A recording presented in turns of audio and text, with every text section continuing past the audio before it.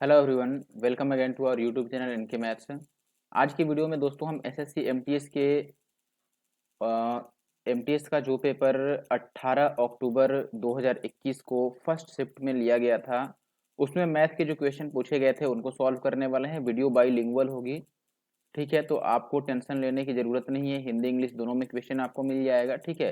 ये calculative paper उतना नहीं था, लेकिन इसमें कॉन्सेप्ट काफ़ी अच्छे पूछे गए थे, ठीक है। कॉन्सेप्ट काफ़ी अच्छे पूछे गए थे। आपको एक दो क्वेश्चन कैलकुलेटिव लग सकते हैं, लेकिन कॉन्सेप्ट पे काफ़ी अच्छे क्वेश्चन इसमें पूछे गए थे, ठीक है। तो अगर आप एसएससी के किसी और एग्जाम की प्रिपरेशन कर रहे हैं, जैसे जीडी की या फिर एसएससी सीएचएसएल सीपीओ सीजीएल वगैरह की, तो आप जरूर से इसको देखिए, क्योंकि इसमें कुछ नए क्वेश्चन भी इंट्रोड्यूस हुए थे इस बार एमटीएस में, ठीक है। और इसीलिए काफ़ी लोगों के कमेंट भी आ रहे थे कि एमटीएस के टोटल 42 शिफ्ट में पेपर हुए थे, तो पूरे शिफ्ट को सॉल्व किया जाए। तो मैंने ऑलरेडी कई सारा शिफ्ट सॉल्व करा रखा है 18 अक्टूबर से पहले का। इवन 18 अक्टूबर का जो सेकेंड या थर्ड शिफ्ट जो कि हार्डेस्ट शिफ्ट के सीरीज में आता है, उसको भी मैंने ऑलरेडी सॉल्व कर रखा है, ठीक है। तो अगर आपने नहीं देखा है अभी तक तो जरूर से देख लीजिए, क्योंकि अब जो वीडियो आ रही है एसएससी एमटीएस की मेरी, उसमें कुछ क्वेश्चन जो लगातार हर एक शिफ्ट में पूछे गए हैं उनको मैं स्किप कर देता हूं। जैसे आप इस वीडियो में देखें कि एक या दो क्वेश्चन मैंने छोड़ दिया है। एक तो वो क्वेश्चन होंगे जो बहुत ही ज्यादा इजी हैं, या फिर वो क्वेश्चन जो पिछले हर एक एमटीएस के पेपर में मतलब पूछे गए हैं, हर एक शिफ्ट में आ रहे हैं, उस टाइप के पेपर, उस टाइप के क्वेश्चन को जो बार बार रिपीट हो रहे हैं, वैसा भी क्वेश्चन मैंने एक दो इस वीडियो में नहीं लिया है। तो आप जरूर से बाकी की वीडियो को भी देख लें, क्योंकि कुछ क्वेश्चन आपको इस वीडियो में मिसिंग भी लग सकते हैं, तो वो आपको पहले के वीडियो में मिल जाएंगे। सेम टाइप के क्वेश्चन, बस डेटा चेंज होंगे, ठीक है। तो अगर आपके पास इसकी पीडीएफ नहीं है, आप पीडीएफ चाहते हैं, तो हमारे Telegram NK maths Nandu Kumar से जुड़ जाएं। और बाकी और भी कोई क्वेरी है तो आप जरूर से मुझे कमेंट करके बताएं। वीडियो को पूरी देखें और वीडियो को लाइक करें और कमेंट जरूर करें दोस्तों, कमेंट करके ही जाना है और लाइक करके। चलिए वीडियो को शुरू करते हैं और पहले क्वेश्चन से स्टार्ट करते हैं। पहला सवाल है दोस्तों कि किसी कंपनी में 75% जो श्रमिक हैं वो कुशल हैं और शेष अकुशल हैं, यानी कि अनस्किल्ड हैं, ठीक है। अब ये कह रहा है कि 84% कुशल श्रमिक और 28% अकुशल श्रमिक अस्थायी हैं। यदि अस्थायी श्रमिकों की संख्या 180 है तो कंपनी में कुल श्रमिकों की संख्या बताओ। देखो, सबसे पहले इसमें कह रहा है कि 75% श्रमिक जो हैं वो कुशल हैं।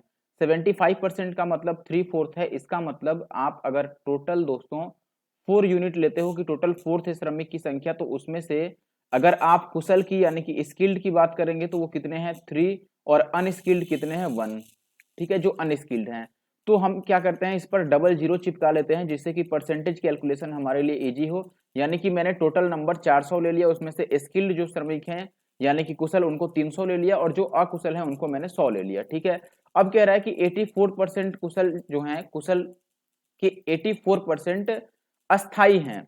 लेकिन हमें जो नंबर दे रखा है, यहाँ पर एक बात समझिए कि हमें जो यहाँ पे नंबर दे रखा है 180, ये किसकी संख्या है, अस्थाई की।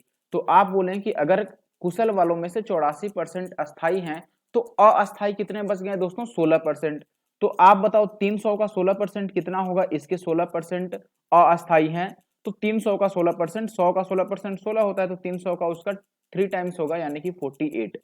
यहाँ पे जो अनस्किल्ड हैं, इसमें देखो 28% अस्थाई हैं, यानी कि अस्थाई कितने हैं, तो आप बोलेंगे 72%। तो 100 का 72 तो 72 ही हो जाएगा। तो टोटल अस्थाई कितने हो गए, आप जोड़ोगे 120 हो गया टोटल अस्थाई, जो कि परमानेंट नहीं है। लेकिन अकॉर्डिंग टू क्वेश्चन ये कितना नंबर है भाई, 180 है, ये नंबर 180 है। और हमें टोटल नंबर यानी कि 400 की वैल्यू बतानी है। आप बताओ, अगर मैं 20 से काट दूं, या चलो मैं 30 से ही काटता हूँ इसको, देखो 20 से काट देता हूँ 6 बार में, और ये 30 से कट गया 6 बार में। अब 400 इसको बनाना है, तो आपको पता है कि इसका स्क्वायर करना पड़ेगा, सॉरी 20 से गुना करना पड़ेगा। 400 बनाने के लिए इसको 20 से गुना करना पड़ेगा, तो इसको भी 20 से गुना कर दो, तो 30 को 20 से गुना करोगे तो 600 आ जाएगा। यानी कि जो टोटल नंबर था दोस्तों वो अपना 600 था, ठीक है। आशा है कि आप बात को समझ पा रहे होंगे। चलिए आगे बढ़ते हैं। क्वेश्चन देखिए, कह रहा है कि the sum of length breadth and height of a cuboid is 28 if the total surface area of the cuboid is 588 centimetre square, then the diagonal is. अच्छा बताओ, अगर क्यूबॉइड का डायगोनल पूछ रहा है, तो डायगोनल जो होता है दोस्तों, ये कैसे निकलता है, under root L square plus B square और प्लस एच स्क्वायर, यही फॉर्मूला होता है। तो आपको बेसिकली ये निकालना पड़ेगा, L square plus B square plus H square, फिर उसका अंडर रूट ले लेंगे। अच्छा देखो, आपको ये भी दे रखा है कि लेंथ ब्रेड्थ और हाइट का जो सम है, यानी कि L plus B plus H की वैल्यू कितनी दे रखी है, 28। और आपका जो टोटल सरफेस एरिया होता है, टोटल सरफेस एरिया क्या होता है, 2 into L B plus H L और प्लस एक BH भी होगा, BH, ये कितना होता है 588, यहाँ पर गिवन है ये, ठीक है। अब देखो अगर हमें इसकी वैल्यू निकालनी है तो आपको क्या करना होगा, इसको स्क्वायर करना होगा, दोनों साइड हम होल स्क्वायर कर देते हैं, ठीक है। तो अगर आप इसका स्क्वायर करोगे तो आपको पता है कि ये L square plus B square plus H square और plus 2 times of L B plus B H और प्लस का एच एल बनेगा, ठीक है। और इधर 28 का स्क्वायर कितना हो जाएगा 784। अब देखो क्वेश्चन में आपको ये चीज तो गिवन है ऑलरेडी कि ये 588 है, तो आप बोलोगे L square plus B square plus H square की वैल्यू कितनी होगी। ये 588 इधर ले जाके माइनस कर दो तो 196 होगा, और हमें इसका स्क्वायर रूट लेना था तो ये भी स्क्वायर रूट हो जाएगा और कितना आ जाएगा 14 आ जाएगा, यानी कि ऑप्शन डी सही आंसर है। नेक्स्ट क्वेश्चन देखिए, यहाँ पर कह रहा है दोस्तों कि 24 गोले हैं, ठीक है, जो कि सेम साइज के हैं, इनको पिघला करके सॉलिड सिलेंडर यानी कि बेलन बनाए जाते हैं। एक मिनट, सॉरी, बेलन को पिघला करके और 24 गोले बनाए जाते हैं, मैंने उल्टा पढ़ दिया, ठीक है। अच्छा देखो आपको ये भी दे रखा है कि डायमीटर 28 है और हाइट 7 है। अब यहाँ कंफ्यूज मत होना, जैसे हिंदी में इसने लिखा कि जिनका व्यास, तो ये पढ़ के ऐसा लग रहा है कि गोले के लिए ही ये बोल रहा है कि गोले का व्यास है 28 और हाइट है 7, लेकिन आपको ये कॉमन सेंस लगानी है कि गोले में हाइट और रेडियस सेम होती है। तो अगर यहाँ से आप रेडियस लिखोगे दोस्तों तो रेडियस कितना बनेगा इसका आधा यानी कि 14, जबकि हाइट कितना दे रखा है 7। तो ये गोला के लिए तो नहीं हो सकता है, this is not for the sphere. ये किसके लिए है, ये सिलेंडर के लिए है, यानी कि ये बेलन के लिए है, ठीक है। और गोले की बात करें तो गोले में हमें रेडियस नहीं मालूम है, गोले का हमें सरफेस एरिया बताना है, यानी कि 4 पाई और आर स्क्वायर बताना है। तो देखो हमें आर की जरूरत पड़ेगी गोले के लिए, ठीक है, गोले की त्रिज्या हमें नहीं मालूम है। आपको पता होगा जब एक चीज को पिघलाकर दूसरी चीज बनाते हैं तो वॉल्यूम सेम रहता है, तो हम वॉल्यूम सेम कर देते हैं। देखो 24 गोले बनाए गए हैं दोस्त, और हर एक गोले का जो आयतन होता है that is 4/3 pi r cube, यही होता है। और राइट साइड में आप देखोगे बेलन का आयतन क्या होता है पाई आर स्क्वायर एच, तो आर स्क्वायर 14 इंटू 14 और एच कितना हो जाएगा इसका 7। अब कैंसिल आउट कर लो आप, तो आप बोलेंगे दोस्तों पहली बात तो कि पाई से पाई काट लेते हैं, ठीक है। और 4 से अगर आप इसको काटोगे तो ये 4 से ये भी 7 दूना 14 कटेगा और ये भी 7 दूना 14 और ये 3 अट्ठे 24। तो यहाँ से जो आर की वैल्यू आ गई वो 7/2 आ गई, क्योंकि ये क्यूब रूट है तो 3 बार 7 दिख रहा है तो 1 बार 7 आएगा और 8 का क्यूब रूट 2 हो जाएगा। अब हमें ये वैल्यू बतानी थी, तो देखो ये 4 तो आएगा ही दोस्तों, और पाई आर स्क्वायर आपको याद हो अगर जब रेडियस 7 होता है तो पाई आर स्क्वायर 154 होता है, लेकिन रेडियस यहाँ आधा है तो ये अपॉन 4 होगा। तो ये 4 से 4 कैंसिल आउट हो जाएगा, यानी कि 154 जो है ये अपना सही आंसर है। Option A is the correct answer. देखो अगर वीडियो में मजा आ रहा है आपको, वीडियो में कुछ भी इससे फायदा हो रहा है, आप जरूर से मुझे कमेंट करके बताओ दोस्तों, और साथ ही साथ वीडियो को लाइक और शेयर कर दिया करो, ठीक है।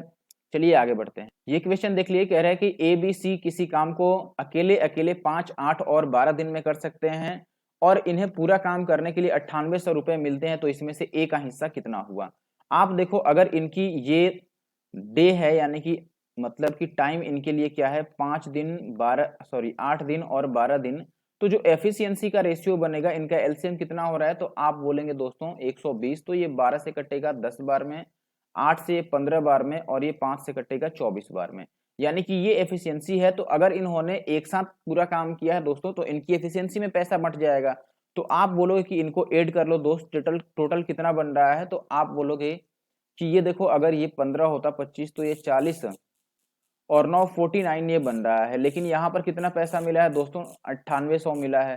तो अगर 49 की वैल्यू इतनी है दोस्तों तो एक की वैल्यू कितनी आ गई 200, और हमें ए की वैल्यू बतानी है यानी कि 24 की वैल्यू बतानी है, तो 24 की वैल्यू 24 दूना 48 यानी कि 4800, दैट इज ऑप्शन सी। अगला सवाल देखिए, कह रहा है कि एबीसी किसी काम को 16, 24 और 32 दिन में पूरा कर सकते हैं। वो एक साथ काम को करना शुरू कर देते हैं, लेकिन सी 4 दिन बाद काम को छोड़ देता है और ए काम पूरा होने से 6 दिन पहले काम छोड़ देता है, तो कितने दिन में काम पूरा हुआ। सबसे पहले अगर हम बात करें एबीसी के लिए तो ये कितने दिन लगाते हैं भाई 16 दिन, 24 दिन और 32 दिन। अब देखो इनका एलसीएम 96 बन रहा है ना, तो ये 16 छक 96, 24 चौके 96 और 32 तिया 96, ये इनकी एफिशिएंसी का रेशियो आ रहा है। अब देखो टोटल काम कितना करना था मेरे भाइयों, तो आप बोलोगे कि 96 यूनिट का टोटल काम था। इसमें से देखो सी क्या करता है कि 4 दिन बाद काम छोड़ देता है, यानी कि सी ने 4 दिन तक काम किया। सी एक दिन में 3 यूनिट का काम करेगा, तो 4 दिन में 4 तिया 12 यूनिट का काम कर दिया, तो और कितना काम रह गया 12 अट्ठे 96 होता है, तो 12 सत्ते 84 यूनिट का काम अभी रह गया 84 यूनिट का। अब ए देखो ए कितना दिन पहले छोड़ दिया है, 6 दिन पहले काम छोड़ दिया है, काम कंप्लीट जिस दिन होने वाला था उससे 6 दिन पहले, यानी कि ए के 6 दिन का काम अभी बाकी रह गया। तो ए के 6 दिन का काम, ए एक दिन में 6 यूनिट काम करता है, तो 6 दिन में ये 36 यूनिट का काम करेगा, यानी कि और 36 यूनिट अभी करना था, यानी कि 120 यूनिट का काम ओवरऑल अभी रह गया था, और ये काम अब ए और बी ने मिलकर किया होगा। ए का काम हमने इसमें इंक्लूड कर दिया, तो ए जब तक करेगा करेगा, उसके बाद तो बी को करना है। तो 6 और 4 10 के मतलब 10 के एफिशिएंसी से ये काम करेंगे, तो 0 से 0 कटेगा और 12 दिन लग जाएंगे ओवरऑल, तो 12 अपना सही आंसर है। देखो अगर आपको ये कॉन्सेप्ट समझने में दिक्कत है तो आप टोटल जो नंबर ऑफ डेज हैं उसको x मान के टोटल टाइम को फिर कर सकते हैं, तो भी आपका आंसर 12 है। अगला सवाल कह रहा है कि 119.60 रुपए में 52 संतरे खरीदे जाते हैं और इतने रुपए प्रति दर्जन, यानी कि इतने में 12 रुपए के हिसाब से बेचे जाते हैं, तो प्रॉफिट परसेंटेज बताओ।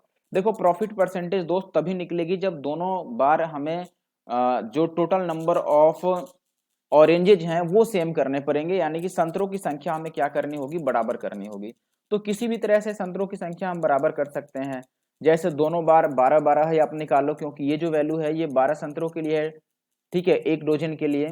तो यहाँ पर भी अगर मैं 4 से काट देता हूँ तो आप बोलेंगे चलो मैं लिख देता हूँ, 52 संतरों की जो सीपी है दोस्तों वो किसके बराबर है, 119.6 के।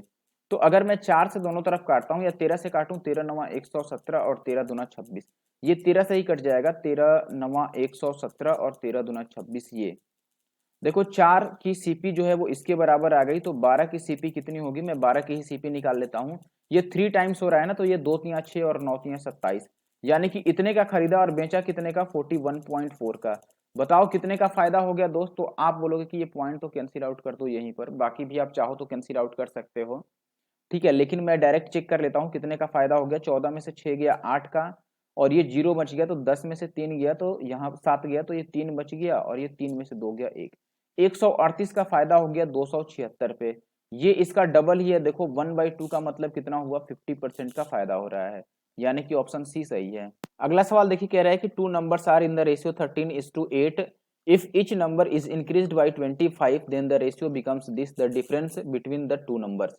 ठीक है, अच्छा देखो यहाँ पर आप क्रॉस प्रोडक्ट डायरेक्ट यूज कर सकते हैं, लेकिन क्रॉस प्रोडक्ट में आपको थोड़ा ये इक्वेशन कैलकुलेटिव लग सकता है, इसीलिए मैं कहूंगा कि अगर आप क्रॉस प्रोडक्ट यूज कर रहे हो तो कैलकुलेशन का खासा ध्यान रखे कीजिए, ठीक है, ये थोड़ा आपको कैलकुलेटिव लग सकता है, तो इसीलिए हम क्या करते हैं, रेशियो सेम कर लेते हैं।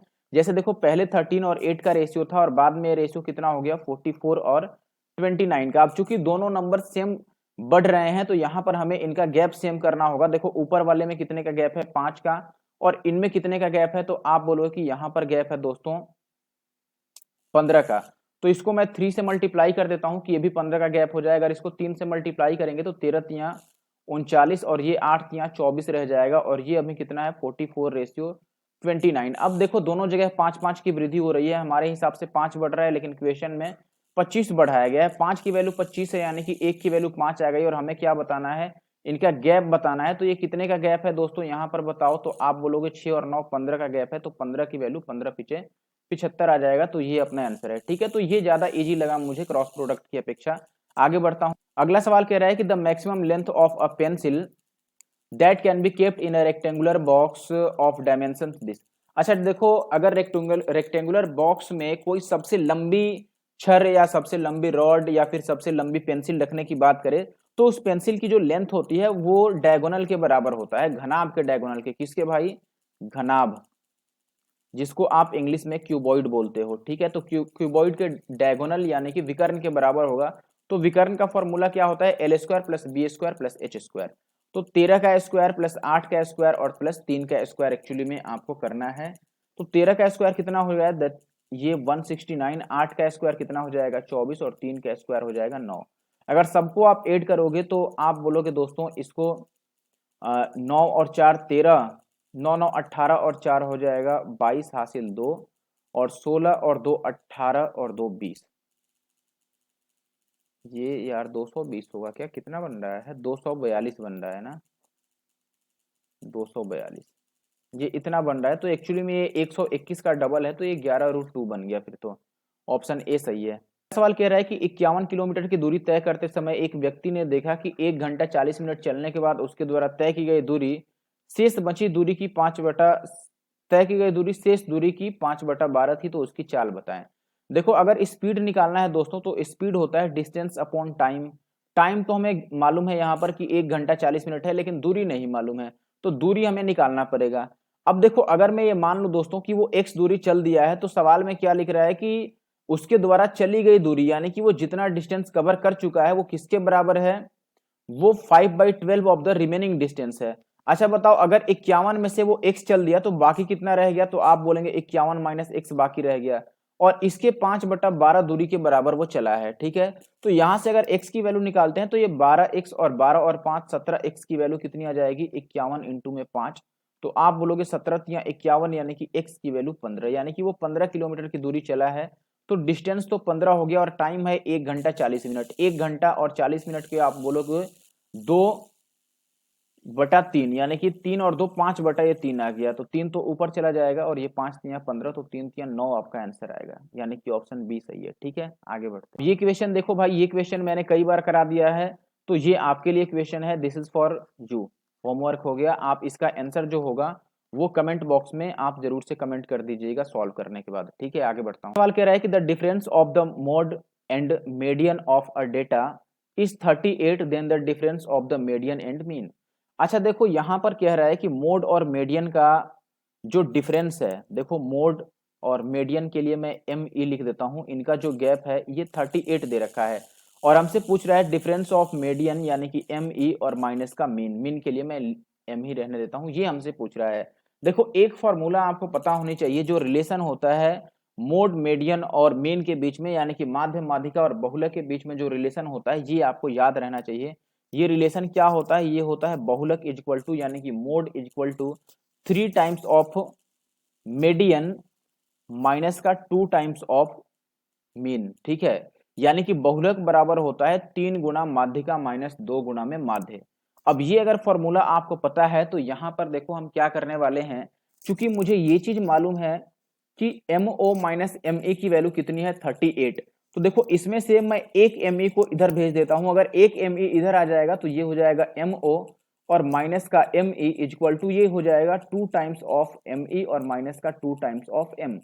ठीक है, और ये चीज आपको क्वेश्चन में गिवन है कि ये 38 थी, तो इसके बदले में मैं 38 ले लेता हूं, ध्यान से समझिएगा, और इसमें से अगर मैं 2 कॉमन ले लूं तो ये रह जाएगा MO और माइनस का M, और 2 से अगर मैं इसको काट दूं तो ये आ जाएगा 19, और इधर बच जाएगा अपना MO और माइनस का M, जो हमसे पूछा गया था, यही पूछा गया था हमसे, तो ये कितना आ गया 19, ये अपना आंसर है। अगर नहीं समझ आया तो एक बार आप इसको फिर से देखो, पॉज करो और फिर से इसको स्टार्टिंग से देखो, इस क्वेश्चन को पार्टिकुलरली आप समझ जाओगे। ये फॉर्मूला जरूर याद रखिए, रेलवे में बहुत बार पूछा गया है, अभी एसएससी सीजीएल में तो बहुत बार नहीं आया है, अभी एक बार मुझे तो अभी मिला नहीं फिलहाल, मैंने जितने पेपर सॉल्व करवाए हैं। ठीक है, लेकिन एमटीएस में ये जरूर मिल गया है, एमटीएस में मिला है तो चांसेस हैं कि आगे भी एसएससी के पेपर में अब ये आ सकते हैं। ठीक है, तो ध्यान रखिएगा आप इस फॉर्मूला को। नेक्स्ट क्वेश्चन देखिए, यहाँ पे कह रहा है कि a sum of this was lent in 2 parts, यानी कि 15,400 रुपए को उधार दिया गया 2 भागों में बांट करके। पहले कुछ भाग दिया गया 9% के रेट पर और कुछ भाग दिया गया 12% के रेट पर, सिंपल इंटरेस्ट यानी कि साधारण ब्याज के हिसाब से। ठीक है, और जो कुल मिलाकर ब्याज मिला कितने साल बाद भाई, 3 साल बाद जो ब्याज मिला वो 4914 रुपए मिले। तो आपसे कह रहा है कि 9% और 12% पर जो पैसे लगाए गए थे उनका अनुपात बता दो। तो कुल मिलाकर अगर आप एलिगेशन यूज कर लोगे तो ज्यादा बेटर होगा। यहाँ पर एलिगेशन कैसे यूज करेंगे, आप डायरेक्ट रेट परसेंटेज पर एलिगेशन लगा सकते हैं, लेकिन वो आपके लिए जरूर कैलकुलेटिव साबित हो जाएगा। ठीक है, तो इसीलिए मैं बोलूंगा कि आप रेट परसेंटेज पर ना लगा के आप सिंपल इंटरेस्ट पे लगाएं एलिगेशन, तो ज्यादा बेहतर होगा। जैसे मैं आपको सिंपल इंटरेस्ट पे लगा के दिखा, अब देखो मैं सबको मान लेता हूं कि सबको अगर हम 9% वाले पे उधार दिए होते तो इसका 9% मिलता एसआई, तो पहले केस में दोस्तों 9% इसका मिलेगा, इसका 9% कितना हो जाएगा, 9 को इससे मल्टीप्लाई कर लो डायरेक्ट, क्योंकि इसका 1% 154 बनेगा, तो 9% उसका 9 गुना बनेगा, 9 चौके 36 का 6 हासिल 3, और 15 नवा 135 और 3 138, यानी कि ये बनेगा 138 एंड 6। अब अगर बात करें हम दूसरे वाले की, तो दूसरे में 12% मिलना है, तो उसका 12% निकाल लो भाई। इसका 12%, 12 को 154 से गुना कर दो तो आप बोलोगे 12 चौके 48, और 12 को 15 से गुना करेंगे तो 180, और 4 184 आ गया, यानी कि ये 184 और 8 आ गया।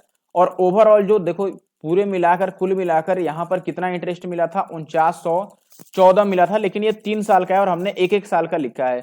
3 साल में अगर 4914 मिला था तो 1 साल में कितना मिला उसको 3 से डिवाइड कर दो। अगर आप 3 से डिवाइड करोगे तो 16 तिया 48 और एक एक तो 3 तिया 9 और 3 अट्ठे 24, 1638 आ रहा है बेसिकली। अब माइनस कर दो इनको, यही तो हमसे रेशियो ही तो पूछा था। इसको माइनस करोगे 8 में से 8 जाएगा 0, 4 में से 3 गया 1 और 8 में से 6 गया 2, 210 आ गया रेशियो। ये कितना आ गया, 8 में से 6 गया 2 और 13 में से 8 गया तो आ गया अपने पास 5 और ये बच गया 5 में से 3 गया तो 2। सही है, 252 आ गया। अगर हम काटते हैं दोनों को दोस्तों 7 से कट जाएगा क्या, ये 7 दूना 14 से 7 से पहले काटते हैं, ये 30 बार में कट जाएगा और ये 7 या 21, 7 छक 42, तो ये 5 छक 30 और ये 6 छक 36, 6 6 जा 36, 5:6 आ रहा है, यानी कि ऑप्शन सी सही आंसर है। क्वेश्चन है, a man takes 12 minutes to cover a certain distance at a speed of 8 kilometre per hour. If he walks at a speed of 12 kilometre per hour, how long will he take to cover the same distance. देखो अगर distance same है तो आपको पता होना चाहिए कि जो स्पीड का रेशियो होता है वो टाइम के रेशियो का अपोजिट होता है, यानी कि स्पीड का रेशियो 8 और 12 का है तो टाइम का रेशियो कितना आ जाएगा दोस्तों, 12 और 8 का आ जाएगा। आप काट लो 4 से, तो ये 4 तिया 12 और 4 दूना 8, 3 और 2 का आ जाएगा। अच्छा आप बताओ, पहले केस में ये कह रहा है कि 12 मिनट लगता था, अब कितना लगेगा। पहले केस में यहाँ तो 3 लग रहा है, लेकिन 3 की वैल्यू सवाल में 12 मिनट दे रखा है, यानी कितना गुना कर दिया, 4 गुना, तो ये भी 4 गुना हो जाएगा, यानी कि 4 दूना 8 मिनट अब लगेंगे। ठीक है, तो अब टाइम कितना लगेगा दोस्तों, 8 मिनट लगेगा। आगे बढ़ते हैं। अब सवाल देखिए कह रहा है यहाँ पर 3 संख्याओं का जो औसत है वो 30 है। पहली संख्या दूसरी संख्या की 2/3 है और दूसरी संख्या तीसरी संख्या की 3/4 है। ठीक है, अब हमें पहली संख्या बतानी है। ठीक है, देखिए सबसे पहले तो हम रेशियो बना लेते हैं। कह रहा है कि पहली संख्या दूसरी संख्या की 2/3 है, यानी कि ए और बी की बात करें तो दूसरी संख्या की कह रहा है ना, यानी कि दूसरा संख्या 3 है तो पहला संख्या 2 है। अब तीसरी संख्या के लिए क्या रेशियो है भाई, कि दूसरा और तीसरा में क्या संबंध है। कह रहा है कि दूसरा बी और सी के लिए कि अगर तीसरा 4 है तो दूसरा 3 होगा। देखो दूसरा यहाँ ऑलरेडी 3 है तो हम इसको डायरेक्ट 4 ले लेते हैं। अब देखो तीनों का जो एवरेज है वो 30 दे रखा है। अगर मैं यहाँ पर डायरेक्ट इनका एवरेज निकाल लूं तो 4 3 7 2 9, 9/3, यानी कि 3 औसत आ रहा है, लेकिन सवाल में 30 है। अगर 3 की वैल्यू 30 है तो 2 की वैल्यू हमसे पूछ रहा है ए के लिए, तो 2 की वैल्यू 20 आएगा। ठीक है, 3 की वैल्यू 30 है, एक जीरो चिपका है तो इस पर भी एक जीरो चिपका देंगे। अब ये एक सवाल देखिए यहाँ पर क्या पूछा गया था। यहाँ पर ये बोला गया था दोस्तों कि ए बी सी बक्सों में 2, 3 और 4 के अनुपात में गोलियां रखी गई हैं, कंचे रखे हुए हैं। ठीक है, अब ये कह रहा है कि बक्सों में कंचों की कुल संख्या जो है वो 360 है।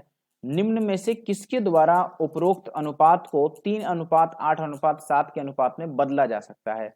यानी कि इन ऑप्शंस में से किस ऑप्शन के जैसा बदलाव किया जाए, चेंज किया जाए कि जो नया रेशियो बन जाए वो 3, 8 और 7 का बन जाए। आप देखो पहले तीनों बक्सों में कितनी कितनी गोलियां हैं ये लिख लो। ठीक है, ज्यादा बेहतर ऐसे ही रहेगा, वरना आप फंसे रह जाओगे इसमें।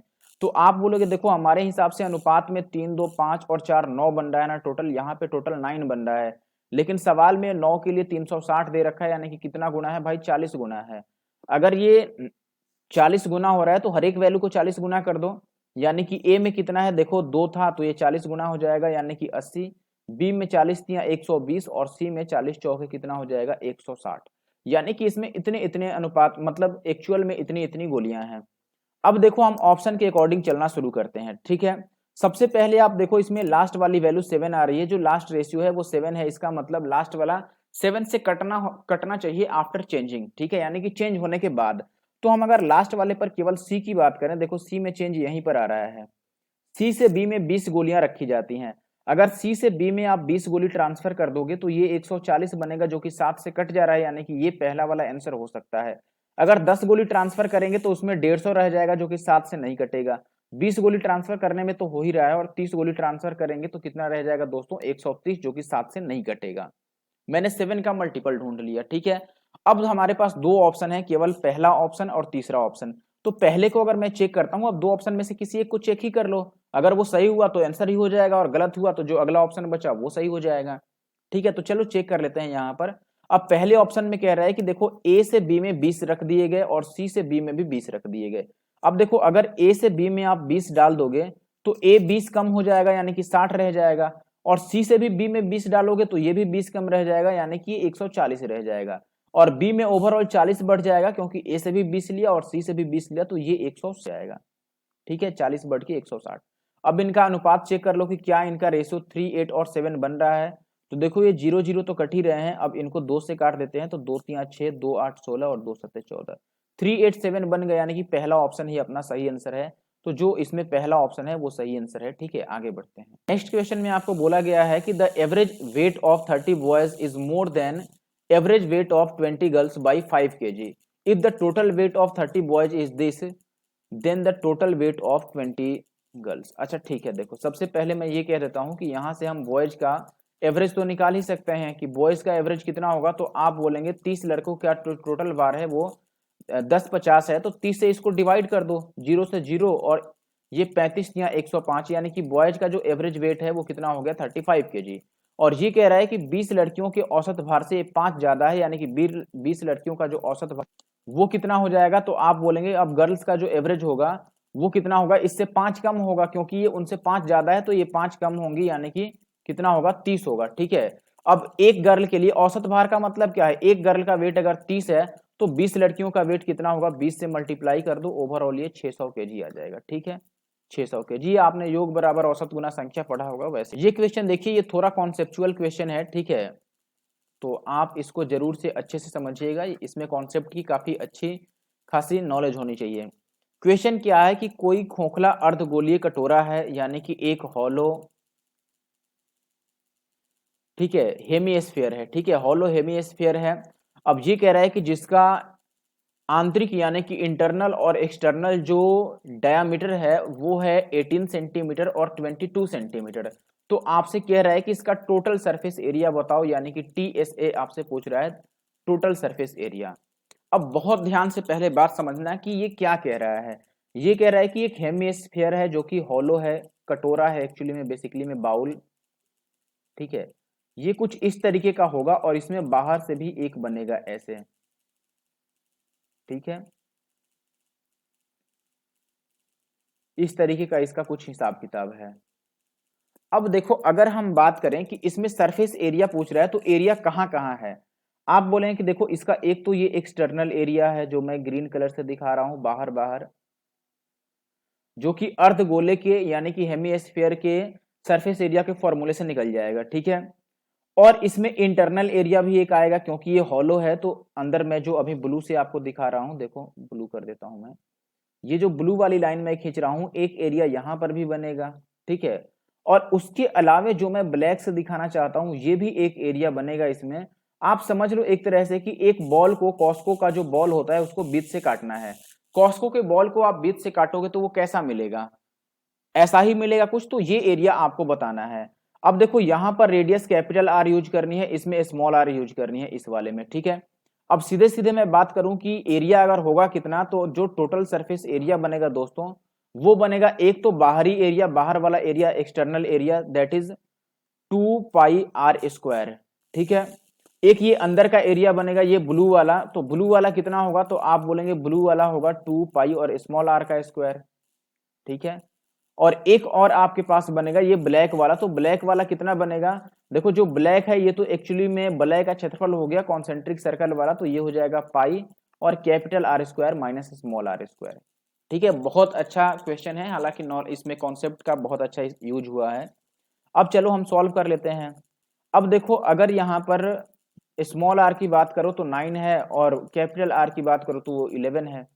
तो यहाँ पर 2πr², अब चाहो तो आप पाई को यहाँ से कॉमन भी ले सकते हो, कोई बड़ी बात नहीं है, पाई सब में है भी, तो पाई से हमारा कोई लेना देना नहीं रह गया, बाकी को आप सॉल्व कर लो। ये r², कैपिटल आर अगर 11 है तो 11 का स्क्वायर कितना आ जाएगा, आप बोलोगे 121, और छोटा आर कितना है भैया 9, तो 9 का स्क्वायर हो गया 81, तो 121 और 81 कितना हो गया, 121 प्लस का 81, 2 तो दोनों में है तो 2 कॉमन हो गया, और यहाँ पर बड़ा आर का स्क्वायर माइनस छोटा आर का स्क्वायर, यानी कि 11 का स्क्वायर 121 और 9 9 81, तो भैया 121 में से अगर 81 घटाओगे तो ये 40 आ जाएगा, और ये कितना आ गया, 1 और 1 2, 8 और 2 10 का 0, और ये 1 और 1 2, इसका डबल और प्लस का 40, तो ये आ गया देखो भैया 404 और 40 444 आ गया, और पाई जो हमने नहीं लिया था वो भी आएगा, यानी कि ऑप्शन ए जो है वो इसमें सही आंसर है। ठीक है, आशा करता हूँ बात आप समझ गए होंगे। अगर वीडियो अच्छी लग रही है जरूर से आपको लाइक करके जाना है। ठीक है, लाइक और कमेंट बिल्कुल करना भूले नहीं। ठीक है। नेक्स्ट कह रहा है कि the sum of two numbers is 50 and their product is 525, the LCM of the two numbers is, LCM पूछ रहा है। अच्छा देखो, अगर एलसीएम पूछ रहा है तो आपको ये बात पता होनी चाहिए कि एलसीएम उसके गुणनफल को यानी कि प्रोडक्ट को पूरी तरह से डिवाइड कर देनी चाहिए, कंप्लीटली डिवाइड करता है एलसीएम प्रोडक्ट को, ठीक है।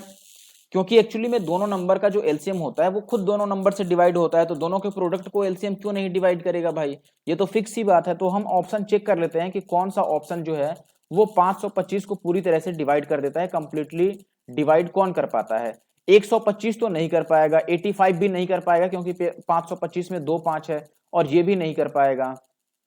115 से तो 25 कटेगा नहीं, इससे कट जाएगा, ये इसका 5 टाइम्स ही है, तो 525, यानी कि आंसर जो आएगा वो ये आएगा। अगर आप ऐसे नहीं सॉल्व करना चाहते हैं तो दोनों नंबर को आप x और y लेकर के और 50 इंटू एक्स प्लस वाई करके आप सॉल्व कर सकते हैं, ठीक है। और लास्ट में आपको ये फॉर्मूला यूज करना पड़ेगा, LCM into HCF is equal to first number into second number वाला। अगला सवाल देखिए, कह रहा है यहाँ पर दोस्तों कि एक आदमी दो तरह की टीवी बेचता है और हर एक को 7200 रुपए में बेचता है। इस तरह से बेचता है कि उसको ना ही गेन होता है और ना ही लॉस होता है। गेन और लॉस का मतलब ना ही प्रॉफिट होता है और ना ही लॉस होता है। अब ये कह रहा है कि if he sold one TV set at a profit of 12:1/2%, then other TV set is sold at a loss of, यानी कि पहले टीवी पर अगर उसको 12.5% का लाभ हुआ है तो दूसरी टीवी पर कितने का हानि हुआ। देखिए सबसे पहली बात कि दोनों में एसपी सेम है, सेलिंग प्राइस सेम है। अगर मैं पहले टीवी की बात करूं तो 12.5% का मतलब होता है 1/8, यानी कि इसकी अगर सीपी की बात करें तो 8 में खरीद के और कितने में बेचा होगा, 9 में बेचा होगा। अब चूंकि दोनों का एसपी सेम है, प्रत्येक को 7200 में बेचा है, इसकी कोई जरूरत नहीं है, आप ये समझ लो कि बस दोनों को सेम प्राइस पर बेचा है। तो दूसरी टीवी के लिए हम ये कह सकते हैं दोस्तों कि दूसरी टीवी के लिए भी जो सेलिंग प्राइस है वो तो 9 ही होगा। और चूंकि क्वेश्चन में ये भी कह रहा है कि ना लाभ है ना हानि है, इसका मतलब कि सीपी टोटल जो बनेगा और एसपी जो टोटल बनेगा वो सेम बनेगा। तो आप पहले केस में देख लो दोस्तों कि ये 8 और 9 कितना है, 17, 8 और 9 17 है। तो एक मिनट,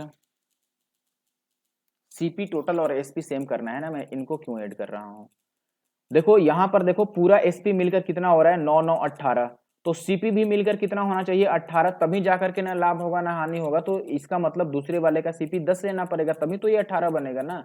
तो अब देखो दूसरे वाले का सीपी अगर 10 है और उसको 9 रुपए में आप बेचे हैं तो कितने परसेंट कम में बेचे हैं भाई, एक 10 पे कम है, यानी कि 10% की कमी है, 10% कम पर बेचे हैं तो 10% का लॉस हो गया। आगे बढ़ते हैं। अब आज का आखिरी सवाल आ गया दोस्तों, आपको सीआई बताना है 12,500 रुपए का एक साल के लिए 12 एनएम का, यदि ये हाफ ईयरली कंपाउंडेड है।